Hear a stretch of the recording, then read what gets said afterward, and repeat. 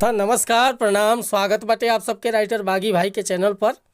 आज उपस्थित बनी रहुआ सबके बीच में लेके भोजपुरी छठ गीत और बहुत बढ़िया गीत के लेखनी के लिए बानी भैया। एकदम दर्द भरा मीटर बा।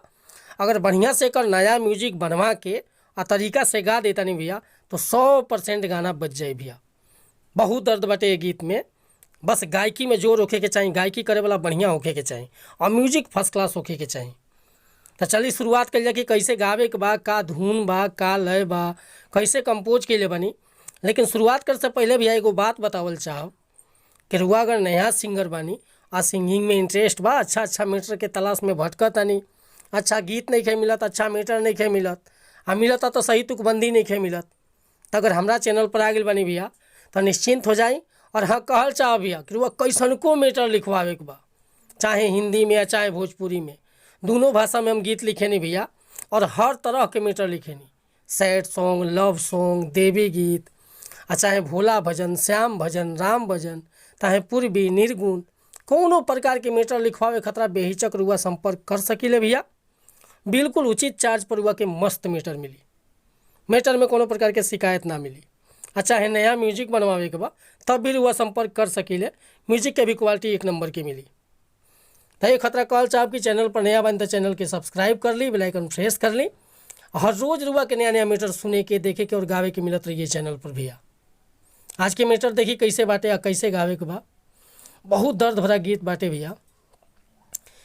एगो ती वही छठ के परम नियराइल बा। देखी छठी मियाँ से का गुहार करतिया, का बतावतिया कि कैसे सामान सब जुटाइए छठी मैया, सहिले गरीबिया के मार हो।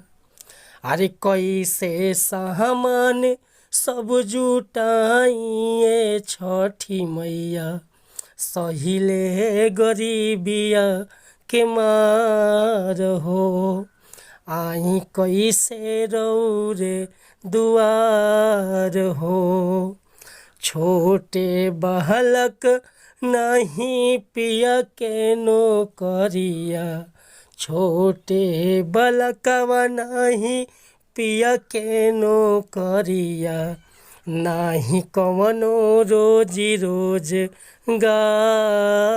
हो।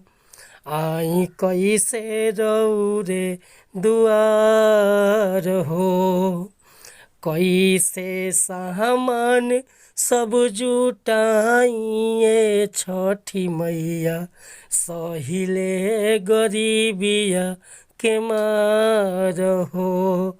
आई कैसे रौरे दुआर हो। तब भैया हम गीतकार बानी, ना कि सिंगर। अगर गावे में कोनो मिस्टेक भली हुई तो क्षमा चाहता नहीं।